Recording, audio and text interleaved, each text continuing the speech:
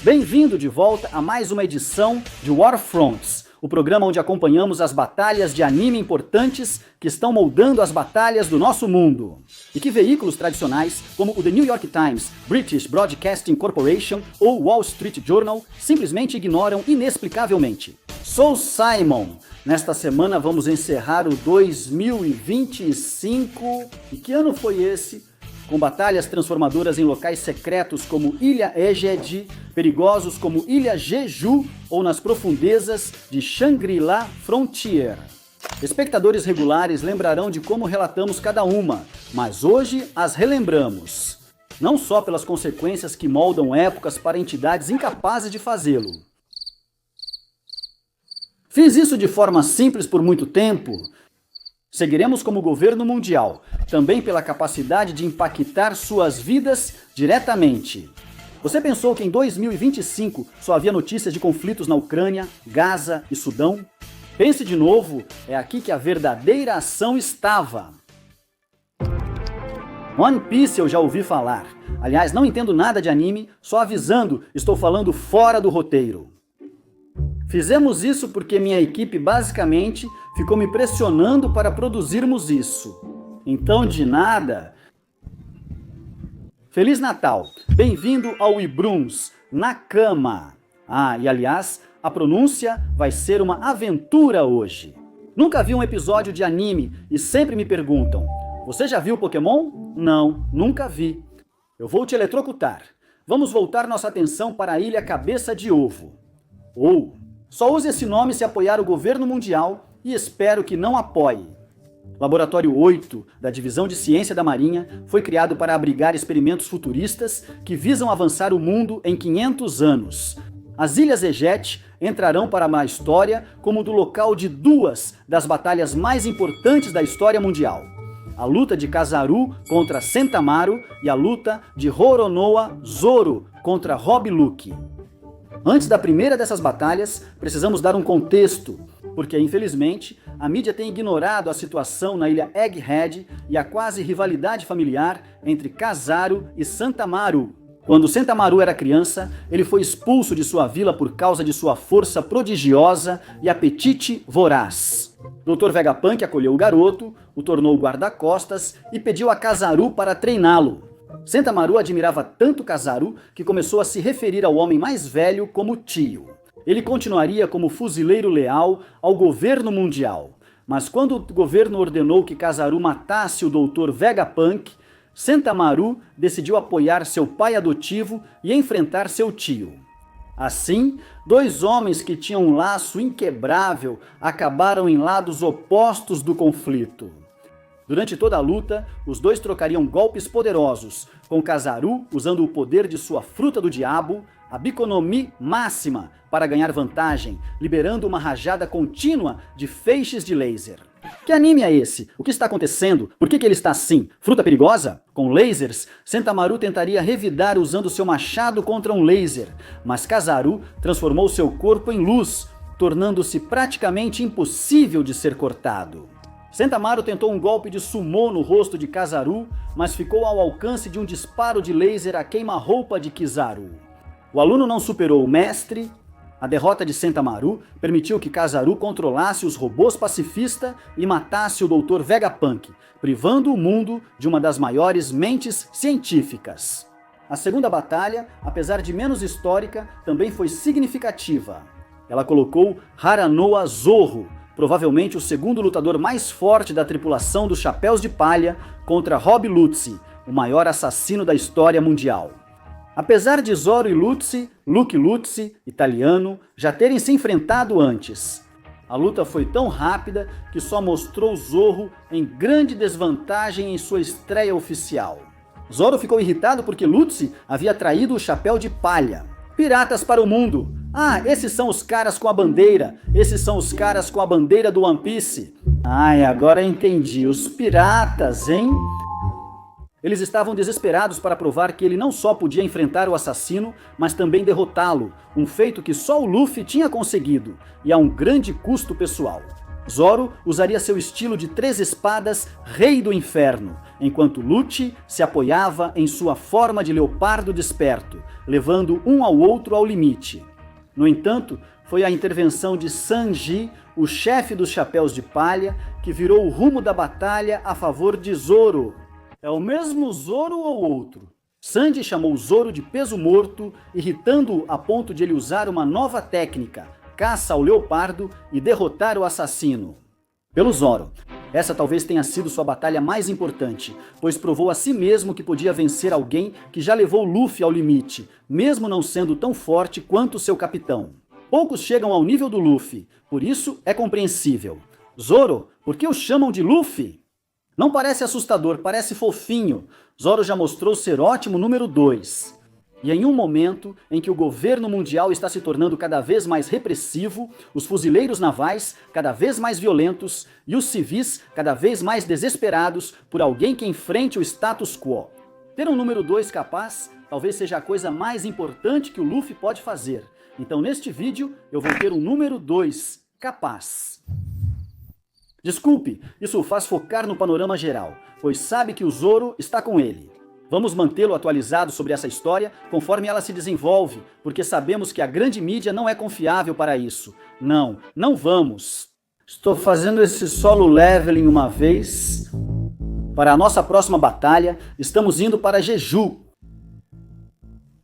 Ilhas, onde há anos um portal de Rank S se abriu, tornando-se uma grande crise de segurança.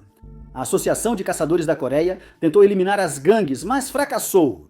Isso se transformou em uma masmorra, permitindo que monstros formiga cruzassem para o mundo humano. Lá, eles desencadearam uma onda de violência que deixou milhares de mortos e milhões de desabrigados. Os telespectadores regulares de frentes de guerra vão se lembrar da nossa cobertura daquela época e das cenas de puro desespero enquanto as pessoas tentavam fugir para se proteger das criaturas formigas gigantes. O governo coreano tentou várias vezes fechar a masmorra, mas quando uma missão custou a vida do caçador de Rank S, Lee Yun-seok, o governo decidiu abandonar a ilha, acreditando que as formigas morreriam de fome. No entanto, essa estratégia estava destinada ao fracasso, como vimos antes, inclusive recentemente em Leste Gorto. Com o tempo, as formigas evoluem e ficam mais difíceis de lidar. Isso ocorreu na ilha de Jeju. Formigas desenvolveram asas, atacaram pessoas em várias ilhas e obrigaram o governo coreano a ouvir especialistas após anos de alertas. O confinamento falhou e só restava da operação de extermínio em larga escala. Eles se uniram a uma equipe do Japão e criaram um plano simples e eficaz. Caçadores japoneses serviriam de isca para atrair as formigas operárias, enquanto os coreanos mirariam na rainha das formigas, matriarca e fonte da infestação da ilha. Você vai notar que usamos "eles acreditavam" para descrever a eficácia do plano. Isso porque os caçadores não previram encontrar o Rei das Formigas. Não o Rei das Formigas. E sinceramente, não poderiam mesmo. Fontes próximas à equipe, falando exclusivamente ao War Fronts, sob condição de anonimato, disseram que todas as informações indicavam que a Rainha das Formigas era a maior ameaça. Não! Ninguém esperava que as formigas tivessem um rei. É porque elas realmente não têm as formigas. King matou brutalmente os caçadores japoneses e depois foi atrás dos coreanos, que já haviam matado a rainha. Surge Seong Jin-woo, o caçador mais forte da Coreia e, segundo uma fonte ao Web Fronts, a arma secreta do país. Com cerca de 1 metro a mais que Jin-woo, o Rei Formiga acreditava que essa luta seria exatamente como as outras, que ele venceria facilmente como Saitama. Ele poderia eliminar a nova ameaça com um soco. Mesmo assim, o ataque mal afetou Jin-woo, que revidou com um soco, iniciando o que muitos chamam de Grande Luta da ilha de Jeju. Quando a poeira baixou, só Seong Jin-woo permaneceu de pé. Testemunhas que assistiram à luta relataram que o Rei Formiga tentou fugir, mas Jin-woo o alcançou, encerrando a maior ameaça que a ilha de Jeju já enfrentou. E finalmente, uma boa notícia. O governo coreano confirmou que não há mais formigas nas ilhas e que ela será reassentada de imediato. Brilhante! Pessoas retornam à ilha de Jeju para reconstruir suas vidas. Desejamos o melhor e lembrem-se de eliminar qualquer formiga que encontrarem. Ok, Antes de começarmos nossa última grande batalha de anime do ano, o que estou fazendo da minha vida? É uma batalha. A grande mídia, como a British Broadcasting Corporation, simplesmente se recusa a informar seus telespectadores sobre isso. Uma pausa rápida para contar algo que você vai adorar. Sim, todos vocês 6 que ainda estão assistindo a este episódio ridículo.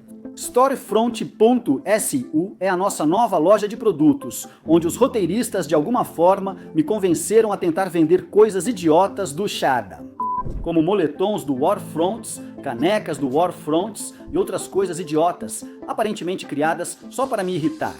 Por que aceitei isso? Provavelmente pelo dinheiro. Então, se você já quis mostrar ao mundo o seu amor por seja lá o que eu fui forçado a falar no episódio de hoje, vá até a Store Franseco. Isso é um .conota.com. O .com era caro demais, eu acho, e pertence a uma empresa sueca que fabrica armários para cozinhas. Não sei como eles pagaram pelo Frontscom, mas eles têm, diferente deste aqui, que já era caro. Shangri-La Frontier. Estamos nos aproximando do mundo de Shangri-La Frontier, onde algo totalmente inesperado ocorreu. Likagon, o matador noturno. Ok, um dos 7 colossos finalmente foi derrotado, pelo menos parcialmente. O que torna essa derrota ainda mais surpreendente é o fato de ter acontecido não pelas mãos de um clã experiente, mas sim por um grupo improvisado de aventureiros. Então o que aconteceu? De acordo com especialistas, o clã SFZU, cuja missão principal é estudar a vida selvagem única de Shangri-La Frontier, rastreou a localização de Likagon na esperança de derrotá-lo e descobrir os segredos dos coelhos Valpel. Sim, Animalia, líder do clã, desenvolveu um plano que acreditava ser a melhor chance de derrotar Likagon se tivesse sucesso. Utilizando táticas anti-dragão, enviavam tanques para causar dano e aplicar debuffs no alvo. Isso daria tempo suficiente para Animalia usar seu feitiço xamânico único, Mãos de Tártaro, que poderia prender qualquer alvo por até 1 minuto. No entanto, esse plano foi tão bem sucedido quanto enfrentar um caça com uma faca e esperar vencer. Likagon rapidamente derrotou SFZU, usando as sombras para eliminá-los um por um. Antes de focar em Shinraku, ele se preparava para a emocionante segunda luta deles. Agora, se o nome Shinraku soa familiar, não soa. É porque ele, junto com seus aliados, Arthur Penzelgon, sem relação com Arthur Pendragon, Brilhante e Oikatsu, derrotou recentemente Wei Zaiman, o Guardião da Tumba, outro dos 7 colossos. Embora não entremos nos detalhes dessa batalha hoje, graças a Deus, temos um vídeo nos arquivos que cobre isso extensivamente. Não precisamos falar isso. Isso consolidou a posição de Shinraku como um dos melhores lutadores de Shangri, posição que ele reivindicou pela primeira vez após sua primeira batalha com Likagon. Ele precisaria de toda essa habilidade, pois nenhum aliado estava com ele. Em vez disso, ele tinha Saiga Zero, mais conhecido pelo apelido de Mestre dos Ataques, que é mais longo do que Saiga Zero. Eles seriam acompanhados pelo aliado coelho Valpal, de Sunraku, Emu Sikru e um dos irmãos de Emu, Yakane Akitsu, que provou com sucesso que tinha uma alma Valpal ao enfrentar o Colosso do Mar, Gorm, o governante dos céus. Não acredito que li esse parágrafo inteiro de uma vez. A luta foi, em uma palavra, exaustiva e fictícia. Likagon obrigou Shinraku a se esforçar ao máximo em cada ataque, inclusive usando suas armas únicas. No entanto, em uma luta contra Zaiman, foi Saiga Zero quem desferiu o golpe decisivo usando seu ataque supremo. Armageddon se escreve com 2 E's. É assim que se escreve Armageddon? Armageddon para derrotar o Matador da Noite? Agora. No início, dissemos que Likagon foi só parcialmente derrotado. Isso porque Shinraku e Ko logo descobriram que enfrentaram apenas um clone. Não, um clone poderoso o suficiente para dizimar completamente um dos clãs mais poderosos de Shangri-La. Mas ainda assim, era um clone. Bem, um clone não vai ser exatamente igual. Para Shinraku, isso foi um golpe devastador. Ele tinha a esperança de derrotar o lobo verdadeiro. No entanto, como Saiga Zero apontou de forma otimista, eles conseguiram algo que ninguém mais havia conseguido. Eles fizeram isso com um grupo pequeno, o que deveria bastar antes do próximo encontro com o Matador Noturno. Relatos apontam que Shinraku segue para o oceano, talvez para férias, antes da próxima grande luta. Ninguém sabe ao certo. O que sabemos é que assim que ele reaparecer, nossa equipe estará lá para contar o que ele andou fazendo. Não, ele não vai. Obrigado por assistirem e eu realmente espero que todos vocês que vêm pedindo isso há meio ano estejam felizes. Feliz Natal, suas almas. Vejo vocês no ano que vem. Amo vocês de verdade. Tchau de coração.